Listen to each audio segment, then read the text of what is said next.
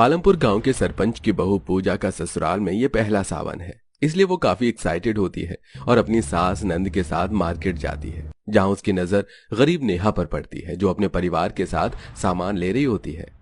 काजल, तुम भी अपने लिए हरे रंग की चूड़ी और कुछ सामान ले लो। आखिर तुम भी तो इस बार अच्छे पति के लिए शिव जी का व्रत रखने वाली हो इस सावन। हाँ भाभी, भगवान शिव जी बहुत भोले हैं। कहते हैं उनसे जो मांगो वो पूरा होता है। क्या पता इस सावन भोले भंडारी मेरी भी मनोकामना सुन ले। और आप भी भैया के लिए कावड़ियों वाली ड्रेस ले लो। भैया को कांवड़ लेकर जो जाना है। और अपने लिए भी हरे रंग की साड़ी और चूड़ी ले लो, सावन आ गया है। नहीं काजल, अभी इतने पैसे नहीं हैं और सावन तो पूरे 1 महीने चलेंगे। मैं फिर अपने लिए हरी साड़ी ले लूंगी। अभी जरूरी सामान ले लेते हैं। पैसे नहीं है तो मुझसे ले लो। वैसे भी सावन गरीबों के लिए नहीं, हम अमीरों के लिए होता है। तुम बेचारे गरीब कहाँ से सावन के व्रत रख पाओगे, झूला लगा पाओगे, महंगी हरे रंग की साड़ी और चूड़ी पहन पाओगे। देखो, मैंने तो सारा सामान बड़ी बड़ी दुकानों से लिया है ना कि तुम्हारी तरह मोल बहाव किया है इन छोटी दुकानों पर। पूजा, ये ससुराल में तुम्हारा पहला सावन है।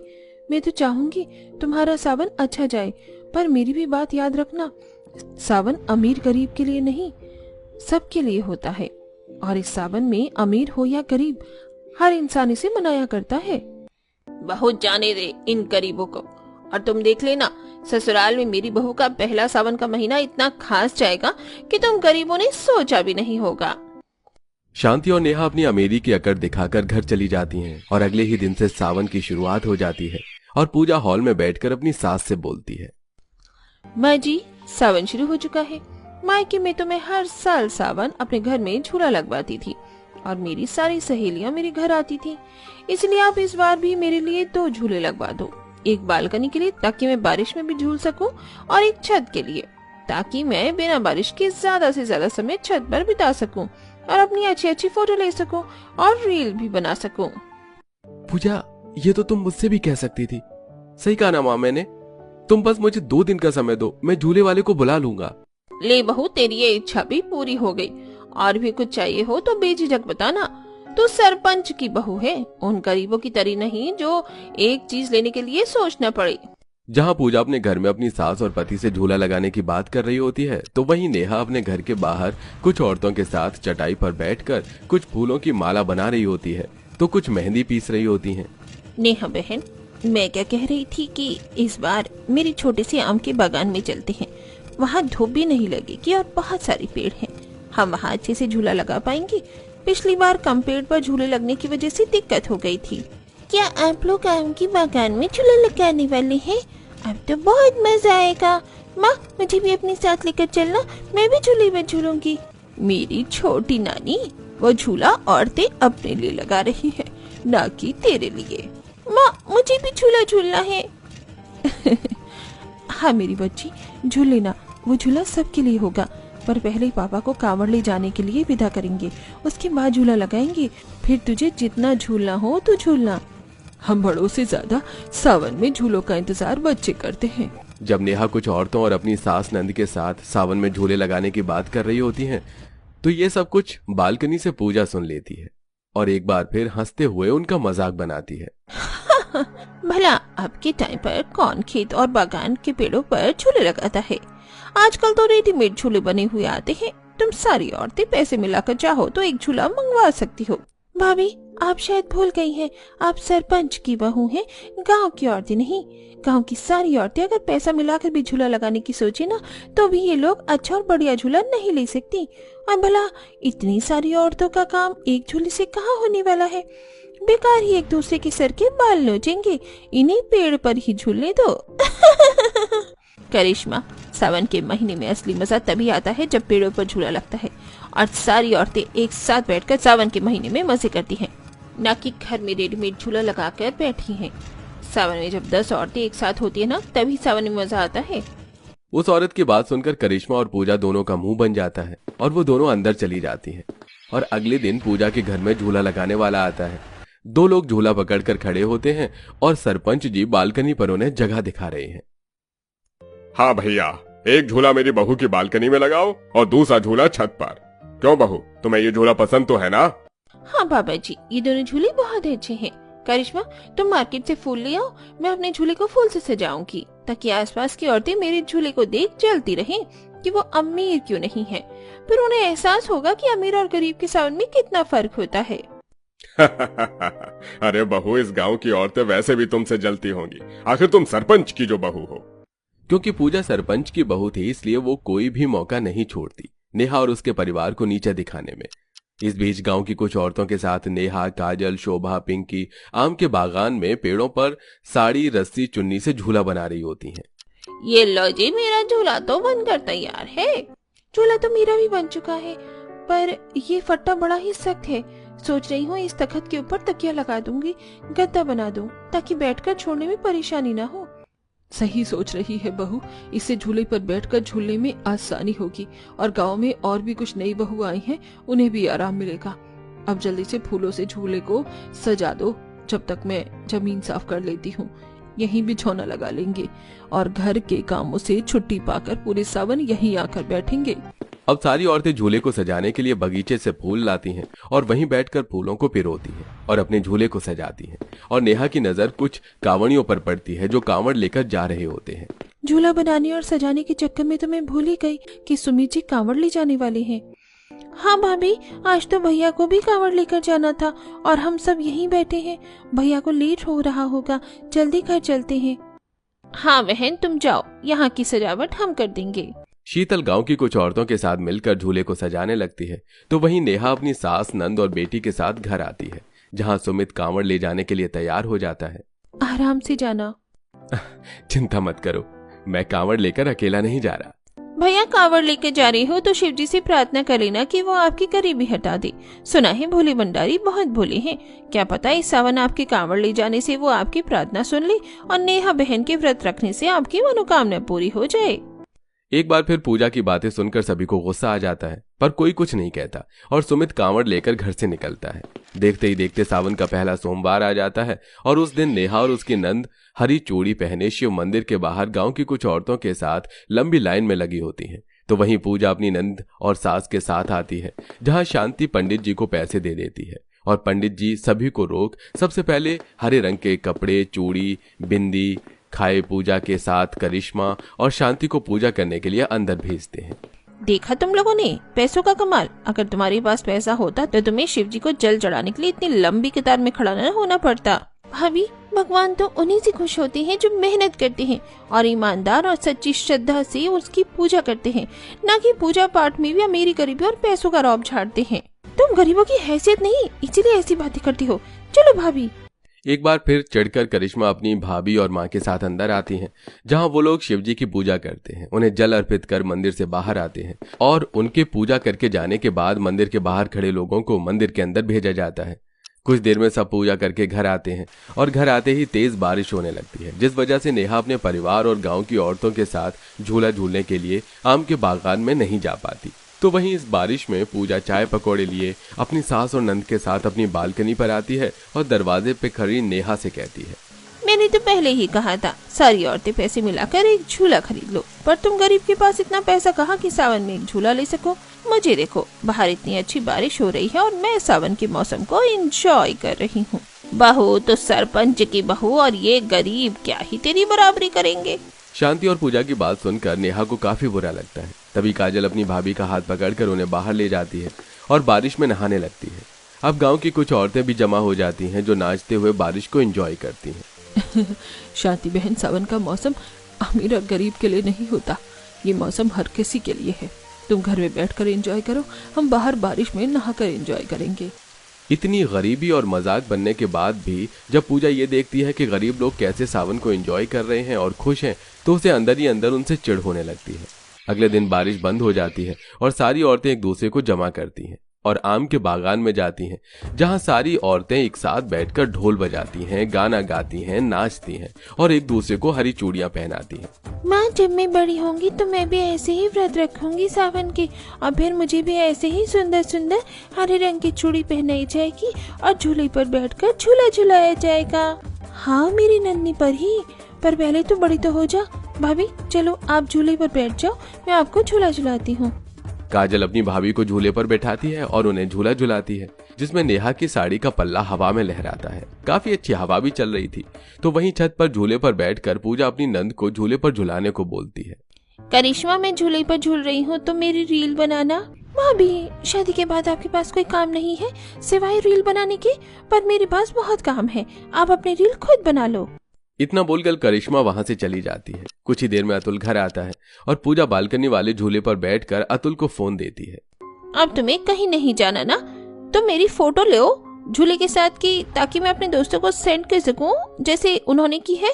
मुझे तो तुम औरतों का कुछ समझ में नहीं आता, ये काम तुम किसी और से भी बोल सकती थी। अच्छा छत पर चलो, वहीं फोटो लेता हूँ खुले में। इतना बोलकर अतुल पूजा के साथ छत पर जाता है और उसकी झूले पर कुछ फोटो लेता है। इसी तरह कुछ दिन बीत जाते हैं और फिर से सोमवार का दिन आ जाता है और पूजा देखती है कि गांव की सभी औरतें एक साथ मंदिर जा रही हैं और मंदिर के बाहर लाइन लग रही है। तो वहीं आज भी शांति पैसे देकर अपनी बहू और बेटी को पूजा करने के लिए मंदिर में भेजती है। पूजा करके जब पूजा घर आती है तो वो पूरे दिन अकेली बोर हो जाती है।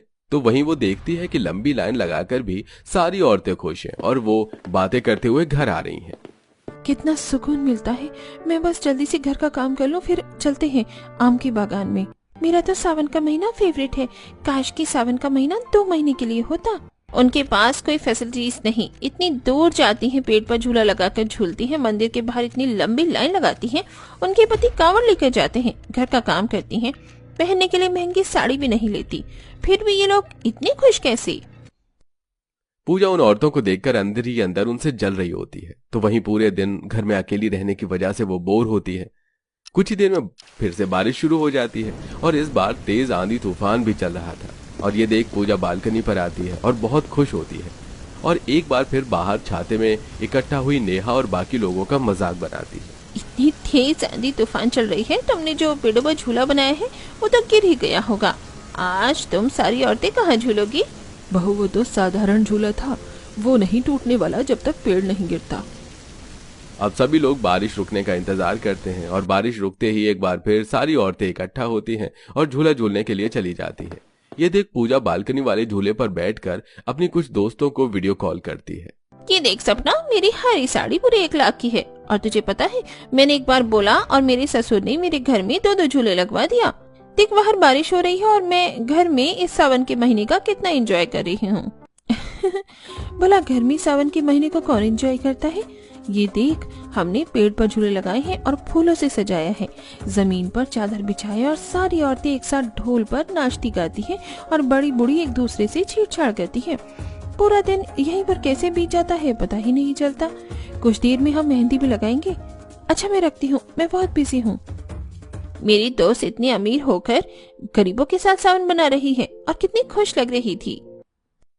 पूजा अपनी अमीर दोस्तों को गरीबों के साथ सावन एंजॉय करता देख और भी ज्यादा खुद को अकेला महसूस करने लगती है और अब वो अपने झूले पर भी नहीं झूलती। और इस बार जब सोमवार आता है तो वो खुद पंडित को पैसे न देकर बाकी औरतों की तरह मंदिर के बाहर लाइन लगाती है और ये देख सभी लोग हैरान हो जाते हैं। भाभी, आज सूरज किधर से निकला है? ये तो पंडित को पैसे देकर बिना लाइन लगे पूजा करती थी और आज हमारे पीछे लगी है। क्या हुआ बहन, आज मन में सच्ची श्रद्धा जग गई क्या? तुम अपने काम से काम रखो। मेरी माँ ने बोला है कि अगर भगवान को खुश करना है तो थोड़ी मेहनत करनी चाहिए, वरना मुझे कोई शौक नहीं इतनी लंबी लाइन में लगकर पूजा करने का। भूलो मत, मैं सरपंच की बहू हूँ और आज मेरी ननद का पेपर है और माँ जी बीमार है, इसीलिए अकेली हूँ। लाइन में खड़ी सारी औरतें पूजा को देखकर आपस में बातें करती हैं। इस तरह कुछ दिन बीत जाते हैं जहां नेहा गरीब होने के बाद भी सभी औरतों के साथ खुश होती है और सावन की बारिश, झूले, पूजा, व्रत को एंजॉय कर रही होती है। तो वहीं पूजा सारे दिन घर में अकेली बोर होने लगती है। ऐसे ही एक दिन उदास पूजा अपनी बालकनी से सभी औरतों को हाथों में ढोल, चूड़ी, मेहंदी, श्रृंगार का सामान लेकर जाते चुपचाप खड़ी देख रही होती है। तभी नेहा की नजर पूजा पर पड़ती है। पूजा, मैं जानती हूँ तुम अकेले घर से बोर हो जाती हो, मायके में सहेलियों के साथ सावन एंजॉय करती होती, पर यहाँ तुम अकेली हो। इसीलिए अमीर गरीब का फर्क खत्म करो और हमारे साथ आ जाओ। अगर तुम्हें हमारे साथ अच्छा न लगे तो कल से मत आना। भाभी, क्या जरूरत है उस अमीर नकचड़ी को अपने साथ लेकर चलने की? मुझे तो नहीं लगता वो अमीर घमंडी हम गरीबों के साथ जाएगी और पेड़ पर लगे झूले पर झूलेगी।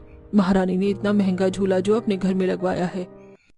सबको यही लग रहा था कि पूजा नहीं जाएगी, पर पूजा नेहा के एक बार कहने पर ही हाथों में मेहंदी और चूड़ी की थाल लेकर आ जाती है।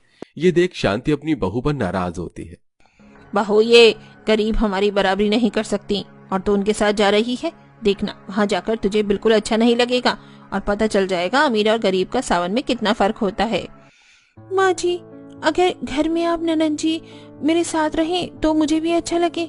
मायके में मैं सावन का महीना पूरा एंजॉय करती थी, पर जब से यहाँ आई हूँ पूरे दिन अकेले बोर हो जाती हूँ। एक दिन इनके भी साथ देख लेती हूँ, मुझे अपने आप पता चल जाएगा गरीब की सावन कैसे होती है। पूजा अपनी सास की बात न मानकर उन औरतों के साथ चल पड़ती है और ये देख सारी औरतें हैरान हो जाती हैं। कुछ देर में वो लोग आम के बागान में पहुंचते हैं और सभी जमीन पर बैठ जाती हैं। अब कुछ औरत ढोल बजाती हैं, कुछ नाच रही होती हैं, तो वहीं कुछ औरतें एक दूसरे को हरी चूड़ी पहना रही होती हैं। तो वहीं शीतल पूजा को लेकर बैठकर उसकी मेहंदी लगाती है। सावन में सुहागन का मेहंदी लगवाना बहुत जरूरी होता है। आप सब कितनी अच्छी मेहंदी लगाती हैं। पार्लर में लगवाती तो इसके काफी पैसे लगते। आप लोग का काम तो बिना पैसे खर्च किए भी कितना अच्छा होता है। देखा, अमीर और गरीब की सावन में कितना फर्क होता है। चलो, अब हम तुम्हें पेड़ पर लगे झूले पर बैठाकर झुलाते हैं। देखना, तुम्हारे घर में जो महंगा झूला लगा है ना, उससे ज्यादा मजा आएगा तुम्हें। और तुम जितनी तेज बोलोगी हम तुम्हें उतनी तेज झुलाएंगे। मेहंदी सूखने के बाद अब पूजा झूले पर बैठती है और नेहा अपने हाथों से पूजा को झूला झुलाती है। और तेज झूला, बहुत मजा आ रहा है। उस दिन पूजा न सिर्फ झूला झूलती है बल्कि गरीब औरतों के साथ ढोलक पर नाचती है, मेहंदी लगवाती है और उसे काफी अच्छा लगता है। कुछ देर में सभी लोग अपने अपने घर जाते हैं और घर जाते ही तेज बारिश होने लगती है। इसी बारिश में अतुल परेशान भीगता हुआ घर आता है। क्या हुआ? तुम परेशान क्यों हो? अरे, जब भी सावन का महीना आता है भोलेनाथ सब पर कृपा बरसाते हैं, बस पता नहीं मेरा ही क्यों कारोबार मंदा पड़ जाता है। अतुल, मुझे लगता है कि तुम्हें भी अब कांवड़ लेकर जाना चाहिए। इस महीने इंसान भोलेनाथ से जो भी मांगता है भोले जी उन्हें जरूर पूरा करते हैं। क्या पता तुम्हारा काम भी अच्छे से चलने लगे। अतुल पूजा की बात मान लेता है और अगले दिन वो भी कांवड़ लेकर निकल जाता है। ये देख सभी लोग हैरान रह जाते हैं। देखते ही देखते शिवरात्रि का दिन आ जाता है और उस दिन सभी कांवड़िया घर आते हैं। आ गए आप? हमने सारा इंतजाम कर रखा है। आपको पता है, आपके जाने के बाद अतुल भैया भी कांवड़ लेकर गए थे, वो भी आ गए हैं। मैं तो कहती हूँ आप सभी कांवड़िया एक साथ शिव जी के मंदिर में जाकर जल चढ़ा लीजिए। क्या अतुल भी कांवड़ लेकर गया था? ये तो बहुत अच्छी बात है। मेरा तो ये पहली बार था, इसलिए मुझे कुछ ज्यादा पता नहीं। तुम्हें ही मेरी मदद करनी होगी। अतुल और सुमित एक साथ शिव मंदिर जाते हैं, जहां वो लोग भोलेनाथ को जल चढ़ाते हैं और उसके बाद अपने घर आते हैं। और इस तरह सावन का आखिरी सोमवार आता है और उस दिन पूजा अपनी पूजा की थाल सजाकर नेहा के घर के बाहर आती है। नेहा, सावन का आखिरी सोमवार है, चलो आज साथ में जल चढ़ाने चलते हैं। हाँ पूजा, क्यों नहीं। मौसम भी अच्छा है, कभी भी बारिश हो सकती है। जल चढ़ाकर हम झूला झूलने भी जाएंगे। देखो, मैंने आज हरी साड़ी पहनी है और तुम भी अच्छी लग रही हो इस हरी साड़ी में। नेहा और पूजा आज पहली बार एक साथ मंदिर जाती है और मंदिर में जाकर भगवान शिव की पूजा करके उन्हें जल अर्पित करती हैं। कुछ ही देर में हल्की हल्की बारिश होने लगती है और उस बारिश में पूजा, नेहा और गांव की बाकी औरतों के साथ नहाती है। और बारिश रुकने के बाद वो लोग आम के बागान जाते हैं, जहां सब झूला झूलते हैं। और इस तरह सावन के आखिरी दिन तक अमीर और गरीब एक साथ मिलकर सावन के महीने को एंजॉय करते हैं। और शांति और करिश्मा पूजा और नेहा की दोस्ती से नाखुश रहती हैं।